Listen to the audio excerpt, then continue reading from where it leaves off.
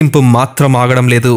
Committee సభ్యులు ఆ సంపదని లెక్కించాలంటే కనీసం 1 సంవత్సరం గడువు కావాలని కోరారు.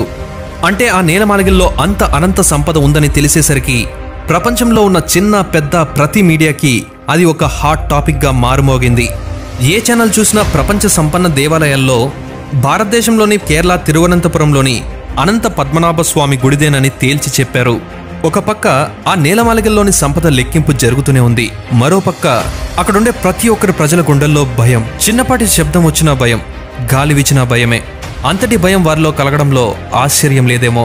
ఎందుకంటే ఎటువంటి అనర్థం ఎప్పుడు జరుగుతుందో అన్న ఆందోళన వారి మదిలో మెదులుతూనే ఉంది.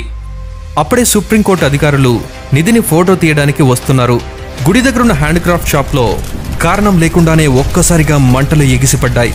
అక్కడ ఎగిసిపడుతున్న మంటల్ని ఆపడానికి ఎంత ప్రయత్నించినా లాభం లేకుండా పోయింది. హుటాహుటిన 2 ఫైర్ ఇంజిన్లు వచ్చాయి.